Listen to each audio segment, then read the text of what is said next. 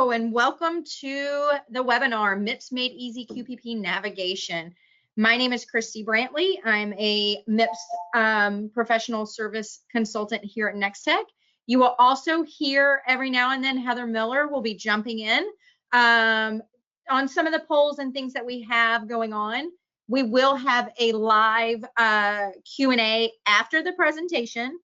Also, just as a reminder, the on-demand recording will be sent out tomorrow, along with a MIPS toolkit that you can download. So we'll go ahead and get started on our webinar today. Make sure and log your questions in the questions area so that you can make sure and we can get to those in time to be able to answer those questions. All right. The information provided in this webinar does not and is not intended to constitute legal or other advice. Instead, all information, content, and materials are available for general informational purposes only. Information in this webinar may not constitute the most up-to-date legal, financial, or other information. Webinar attendees should contact their attorney, financial, tax, or other advisor to obtain advice with respect to any particular matter. This webinar contains links to other third-party websites. Any such links are provided only for convenience, and NextTech does not recommend or endorse the contents of any third-party sites. Okay, so let's go back over one more time. Agenda items: eligibility and participation management, data submission and performance tracking, access to resources and support tools, and then, of course, we're going to do our live Q&A with the MIPS experts, myself and Heather. All right, let's do a poll real quick here. How familiar are you with the Quality Payment Program website? Very familiar, 75, 76% somewhat familiar, and then 6% not familiar at all. It is the main hub for MIPS, so it has a lot of information in there for you. Why is the Quality Payment Program website important? Well, it's where you can learn about MIPS. It's where you're going to check your previous scores, your incentives, or your penalties. You can submit your EUCs, uncontrollable circuit, to submit. It's where your targeted reviews are going to be submitted, and many other things that you can find on the Quality Payment Program website. So as I say, this is the main hub when it comes to MIPS. How do I get access to the Quality Payment Program website? Well, and it gets really confusing because you register for QPP with on HARP, but you sign in to see your information when it comes to MIPS, your scores, your EUCs, your targeted reviews on the Quality Payment Program website. So what I've done here is showed you where you log in. On the left-hand side of the screen, you'll see this is your QPP sign-in. But when you are registering or you are changing your password or anything like that, it is going to direct you to HARP. So HARP and QPP is going to have the exact same password. So when you need to reset or you get locked out or anything like that happens, it's going to direct you to HARP. So that's why it's a little bit of confusion. So when you go to register and you're brand new at this, you haven't registered before, you are going to register with HARP. So once you come into QPP, you'll go down to the bottom and it'll say register with HARP, and then it's going to take you out to another website of where you need to register. How do you get access? So first of all, you're going to register. So it will take you to profile information, which is here. Complete this using your personal information. You do not want to share these profiles. It does have personal information in there, and you want to make sure you don't share those. You will need to do identity proofing, create a login and password, and then you're going to create a two-factor authentication. So a lot of times when I'm working with clients, we get to the screen and they're kind of hesitant to sign into this because it is asking you personal information, personal email, your address. It's going to ask you your date of birth. It's going to ask you your social security number. The reason why it's asking you that information is because once you do this, it's going to take you to another screen that is going to identify who you are. So it's going to ask you things as how long is your car note, or what street did you live on 2 years ago, or things like that. But to be able to get in and to have access, you have to do that. If you do not meet the identifying proofing, then you're going to have to send paperwork into HARP for them to approve your access. So it becomes a complete mess. The other thing that I would suggest that you do when you're creating this, you do have to create a two-factor authentication. So most of my clients have it set up with a cell phone number so that you can just get a text message of the code that you need to put in when you get in. So every time you go in, you put your username, your password, and you're going to have a code sent to you to prove that it's you. So this is just setting it up. This is still on HARP. This is not on QPP. Link a practice in QPP. So now you have set yourself up. You've done your identity proofing through HARP. You've set up your two-factor authentication. Now you're going to go back to QPP and you're going to sign in using your username and password. So the same username and password that you just set up. So you're going to log into qpp.cms.gov with your HARP username, user ID, and password. Then it's going to go to the next screen, which is going to ask you to send a code, verify who you are. So you're either going to get that code by text message, if that's how you set up your two-factor identification, or by an email. You take that code, you put it in. Now it's going to take you to the home page of the QPP. That's where we're going to manage access. On the left side of the page, you're going to connect to the organization of your practice. So you're going to connect to an organization, which is in the middle of the page, and select the practice as your organization type. You'll scroll down and click continue and enter your practice 10 and confirm. So once you're in, you're not connected to your practice yet. You must go through these steps to connect yourself to your practice to be able to see the information that you need. When you log in, you will see at the top of the screen your submission window when it opens, the last day of your submission, your preliminary feedback, and your final performance feedback. You're going to see that at the top. On the left-hand side, you will be able to see all of the information that you need. As I was speaking to before, you're going to have this manage access. That is where you're going to go to connect to your organization. I would have loved to walk you through it, but I did my best by taking screenshots to kind of give you a feel of what you're going to see when you're in. Eligibility and Participation Management. So now you're in, you're connected to your practice. You have, you can see your practice information, and now you want to start diving into that information. So one of the biggest things that you're going to want to do is check eligibility and participation. How are you attesting, group or individual? Who in your practice is required to attest? Which providers are showing up with your practice? So some of the biggest things with eligibility and participation management that I get from my practices that I work with is, why is my doctor not showing an eligibility? So it all depends on when your provider started and what dates of eligibility was checked. So you can see that the initial performance year 2024 eligibility status based on an analysis of data from segment 1 is from October 1st of 2022 to September 30th of 2023.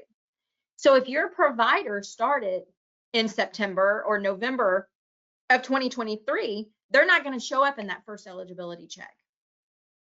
But then they should show up in your second eligibility check once they go to check the second eligibility. So it all goes by once that provider starts billing your tax ID, their NPI, that's how it shows up. So you don't technically, it's under PAYCO, so you don't technically have to add them under your tax ID. They will show up once they start seeing those claims come through. I do get a little bit of confusion from that because some of my offices are trying to figure out why some providers aren't showing up, or if a provider leaves your practice, they're still showing up in eligibility. And you're like, well, they haven't been with the practice in 6 months. Well, it may have been 6 months, but they're still showing up during that time frame of when the eligibility was checked. And Heather, if you ever have anything that you want to add, please just jump in. Doing great. All right, so now we go eligibility and participation management. Final eligibility normally is released. I normally check at the beginning of December because that's when I see that final eligibility. I did see that 2024 is stating that it is supposed to be out in October for final eligibility. So you could always look in there. So like I said, if you see a provider that is not showing up for some reason, then maybe in October you check back, and then you'll see some providers fall off that are no longer with your practice, and some providers added that are now with your practice. I always say, for auditing purposes, take screenshots of your participation so that you can show if for any reason something shows up and you go to a test and you didn't attest for someone because they were not eligible. You will have some screenshots with date and timestamps of when you took that. So when you're looking under eligibility, you will see your list here. You can go under eligibility and reporting. There is a drop down where you could check previous years. Make sure if you're looking at 2024, you are in the 2024 reporting year. And then you will see your group listed and how you are eligible. So the screenshot below the eligibility and reporting, once you choose your performance year, this is going to be your practice.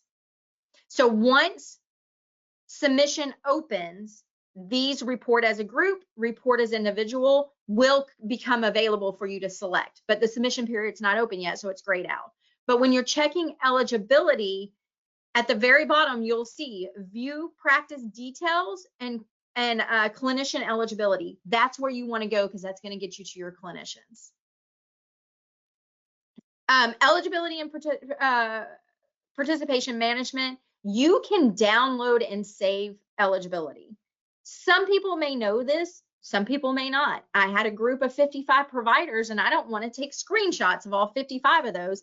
So I can download my eligibility and be able to save that into my MIPS folder or my client's MIPS folders so that we know that eligibility was checked.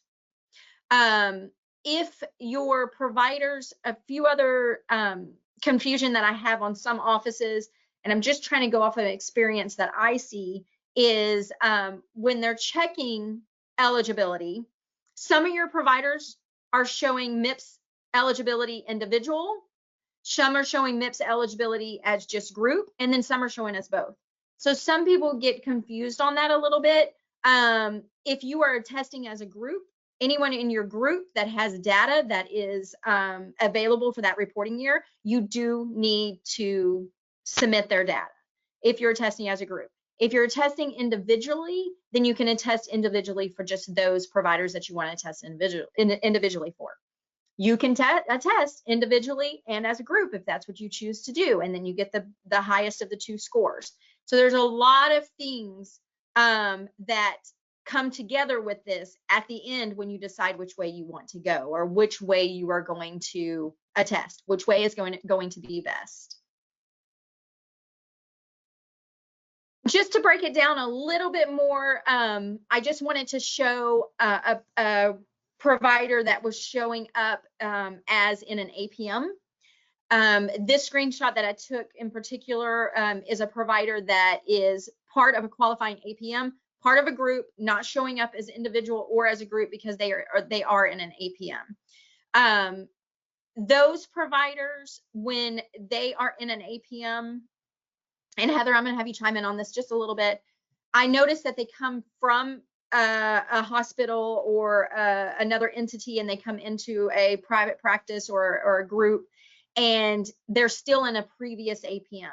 What I've had to do is they have to reach out to their APM, who it is that they're involved with, to get out of that APM. Heather, do you have any other advice on that when it comes to APM enrollment and they've moved from that practice into a private practice that's no longer in that APM?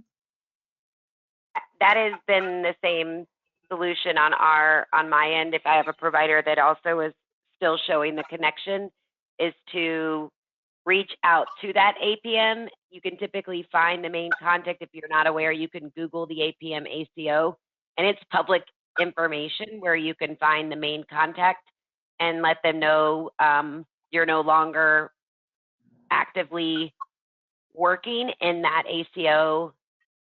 Most likely it's a hospital or larger management company, but yes, some have been successful and some have not been. So it's kind of a hit or miss. Correct. And that's the same things I see on my side also. And I do know that, again, this is one that I like to hit on because some of my offices don't understand what is happening. Maybe this person, I have plenty of practices where they have not been in this working for the group that is in this APM for over a year, and they're still considered in this APM. So that's one thing that you would need to do with that. When you attest using a registry, do you check the Quality Payment Program website to ensure your data was received?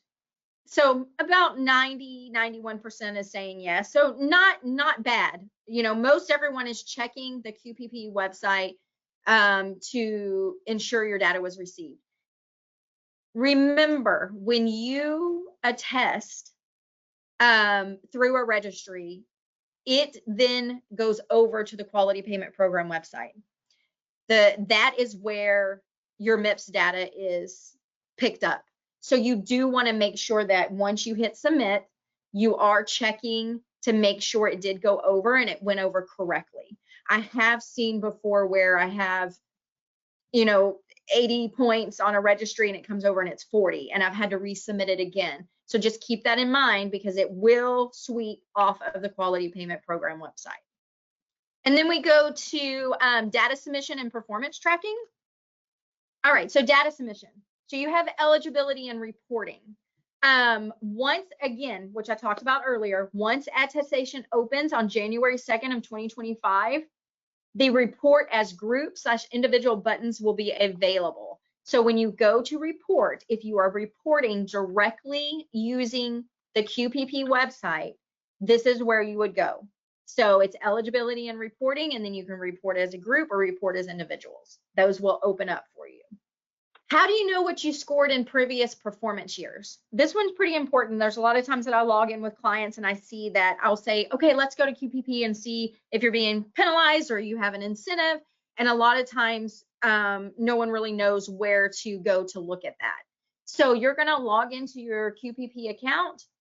All previous year MIPS feedback is there. Each category will have details to drill into to use in your MIPS strategy for 2024, 2025. I always go back to look at my previous years to see how clients did on certain measures. Once you get in, you will see you can choose back 2021, 2022, and 2023 is here. Once our 2024 data comes, I have a feeling 2021 will be gone because I have seen 3 years back and that's it here over the last 2 or 3 years.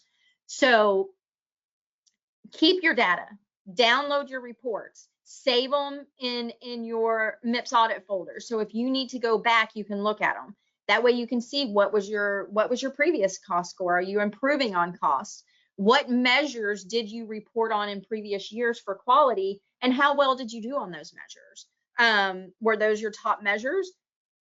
If they're still available, do you want to use them again? So there's a lot of information that you can get off of this for previous years. And then again, you can see your MIPS payment adjustment. So are you receiving a penalty? Are you receiving an incentive? A lot of times I meet with clients, they don't even know that they're being penalized. So sometimes it's a big penalty, sometimes it's a small, sometimes it's a little bit of an incentive, and we just don't know that because we're not checking in here.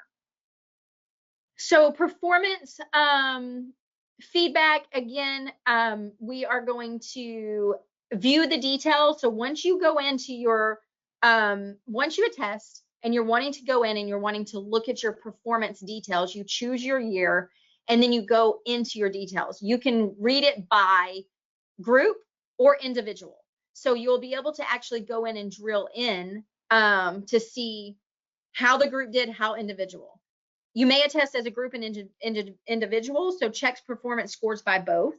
I will give a little bit of feedback that I noticed here recently, just this year.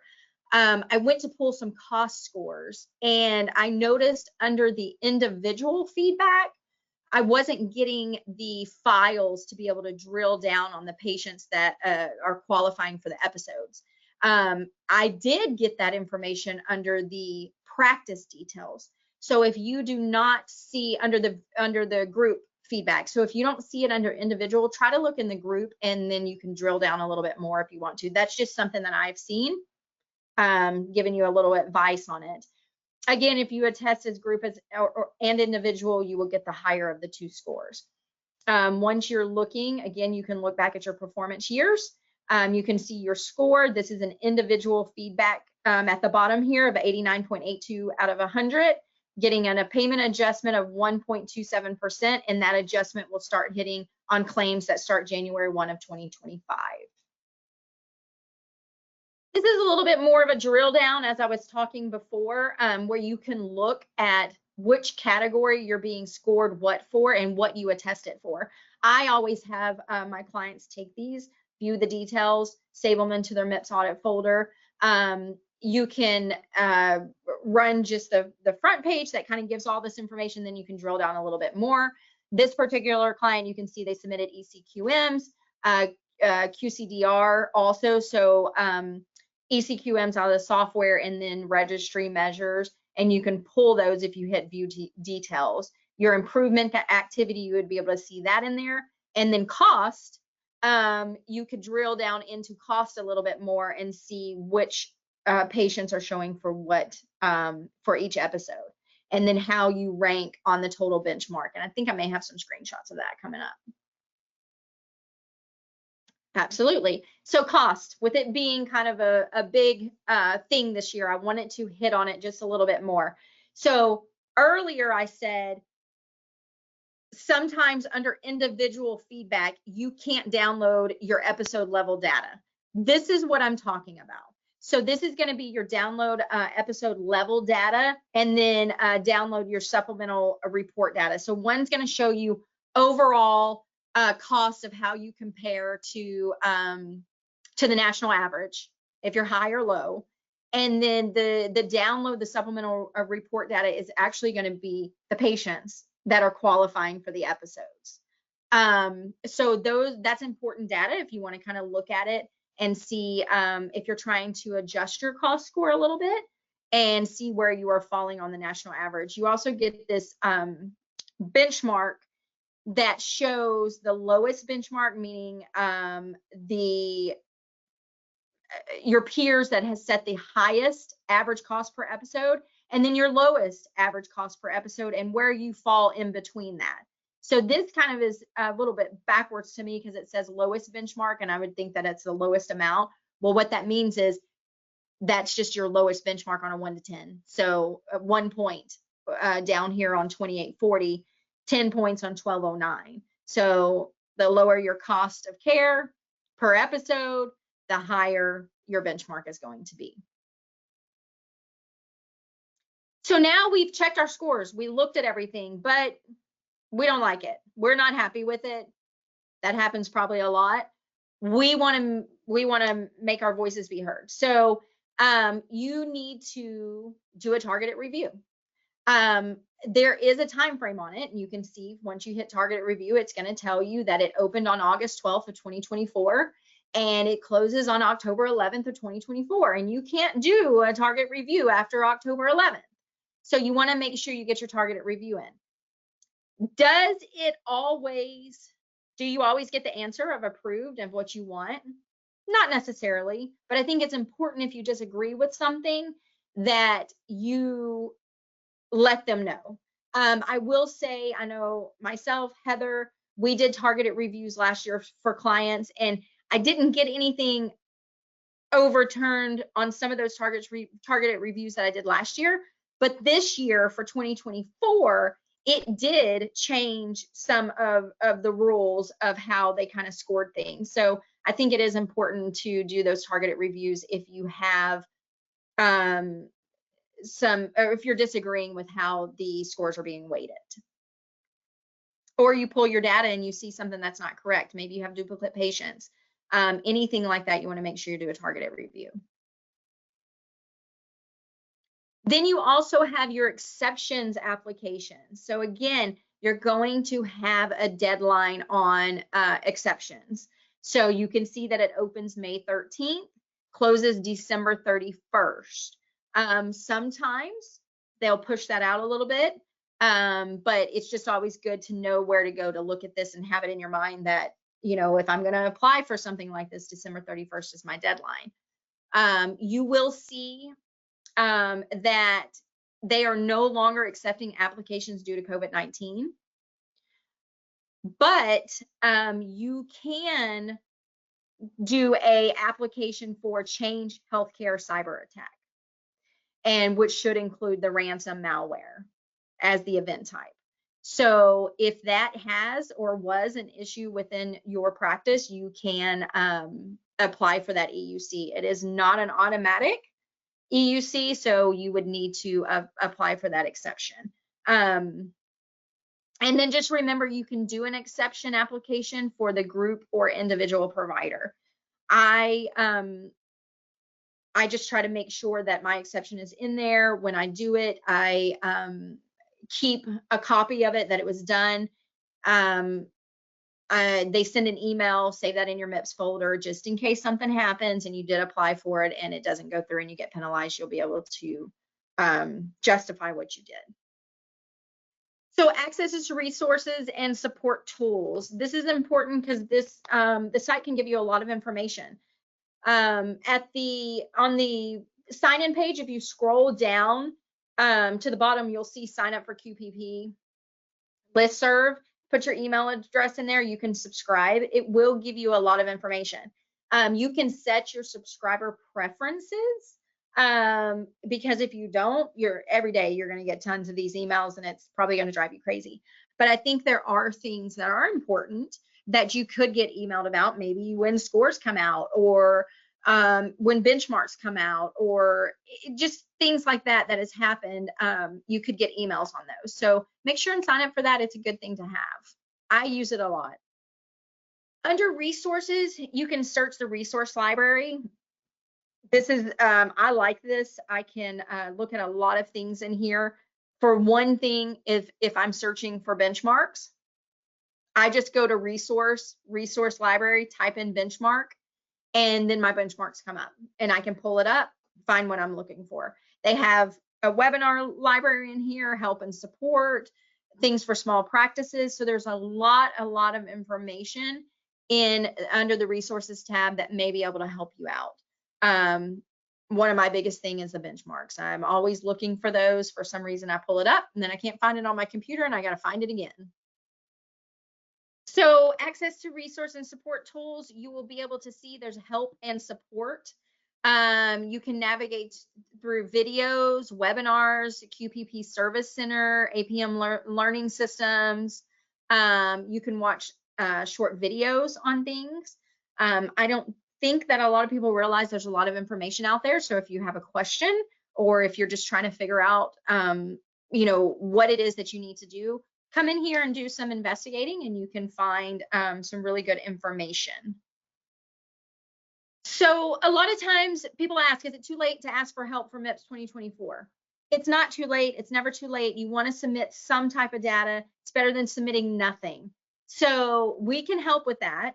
We can do, we have MIPS health checks. We have monitor packages that include attestation. We have master packages with MIPS consultants, experts here that includes the attestation, help with strategy. There's a lot of things that we can do to help. I know this MIPS can be very overwhelming sometimes, but we do try to make it as easy as possible, and to be able to score as high as we can. You know, there's certain things that we don't have a whole lot of control over, especially when it comes to cost, but there are a few little things that you know, we've been able to look into and that has helped. I know last year from 2022 to 2023, I had a lot of clients that improved in their minimal, but a little bit of improvement is better than nothing for sure. So there are things that we can do to help. If you would like help, you can put it in the questions, and we could have somebody reach out. If you are not with NextTech, if you're not a client at the moment, you can and would like to know more, you can reach out to webinars at nexttech.com. So if you're not a NextTech user, we'd love to tell you more about NextTech. So if you'll just reach out to webinars at nexttech.com for more information, that would be great. And then also remember, on-demand recording will be sent out tomorrow on this webinar. Yep, and I've been asking or answering them, and I've been sharing the answers, I think, to the group. So everybody should be seeing those. I did just have one come in right at the end that I think is a good one for everybody to hear. And it asked, can you go through the pros and cons of using the IRIS registry through the AAO versus the QRDA reports in IntelliChart Pro compliance section? And I think this is a great question because there really isn't, let's say, a pro and con that's the same for everybody, right? I believe that it is a preference if you prefer to work with only the measures that are supported in the NextTech EMR and the ECQMs that are there, and they work for your practice, and you choose to run the QRDA3 report, log into QPP, and upload that report and max your points. You don't need to do anything more. You have 6 measures, you max points. The process is pretty straightforward. Now, with your AAO membership, you're provided access to the IRIS registry. So you're technically paying through your dues to have access to the registry and the measures that the IRIS registry support, as well as some duplication of ECQMs that they also have permission to support. So if you're a practice that prefers to utilize the registry's interface with Verana and the dashboard, you're doing the same thing. You're just going to have to go through the different components of using a registry, meaning you've got to look at the data mapping that's pulling from your NextTech database, review that data, make sure its representation is correct, and then again, work with the practice experience managers with Verana to correct any mapping issues or documentation that's not looking accurate, and then work with them to submit this data on your behalf. So to me, I always look at it as a preference of what you prefer. Some love the QRDA3s. They can max them out. They run their reports on their own, happy as can be. Some love working with the registry. They feel they can do it all. I have many groups to do both. So at the end of the day, it really would be up to the practice to determine the workflow and the process that best works for you guys. Christy, I don't know if you have anything to add to that, but. No, I think that was fabulous. Same thing if it is another registry, maybe dermatology or plastics surgery, different specialty, different registry. Same thing, you know, it's not really the point of, for me, I say use both. You need enough measures to cover. You don't want to just have 6 measures and hope to do great on those 6 measures. If you're a large practice, you don't get any bonus points any longer. So if you're choosing 6 measures and 2 of those are 3 points, you're not going to max out points, because as a large practice, you get no bonus points. So use a little bit from both. I mean, I think that's a good thing. Take advantage of what you have in your software and have that available, and use what is available on the registry also. Some really good questions in here, Heather. Actually, I was skimming through them and reading them. Yeah, and if you want to add any tidbits to, you know, what I already provided, but just to expand on those, that would be great. So I did see there was a few questions that I really liked, and I was hoping that everybody can see the questions. But one that I liked that I do get a lot is waiting on approval for current security official, and no one claims getting email. So in that instance, it happens all the time. may not know who it is. It could be the provider. It could be, you know, someone who was at the practice 4 years ago. I've seen that before. Call QPP, let them know that you're trying to set yourself up and you need access. And they're going to tell you most likely who that security official is. And at that time, you're going to say, well, they're no longer with the practice. They'll take them off and they'll put you on. Or it's going to be a provider, and then that provider is going to have to get on the phone and approve you. So that's where I run into issues, is the provider is set up and I'm trying to get into QPP with my client, but the client can't get in because either the password, they don't know it, they can't get a hold of the provider, or the two-factor authentication is going to the provider's phone number. So it's really important that administrator, clinical coordinator, whoever it is that is handling the MIPS needs to have access. You should not be logging in under someone else's login. Another one that I noticed that I really thought was great is someone had asked, why do you have to check QPP if you report to Verana or any registry, in fact? And Heather did answer it, but I just want to make sure the group knows and is aware. Is, again, like I was saying, it's important because the you submit through Verana, but Verana just sends it to QPP. You're waiting for it to be, I call it a sweeping process for the MIPS. If it never goes over to QPP, you never submit it. So that's why it's really important, because you don't want to get to the March 31st or April 1st and you look in there and there's no data, and then you say, but I submitted it.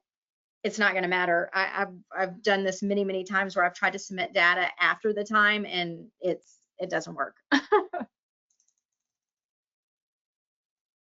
Any other questions? Very true. I see somebody is wanting to know who the Next Tech person in charge of Next Tech partnerships.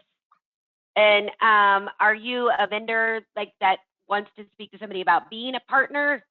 I just want to clarify what your, if I'm getting you the right person.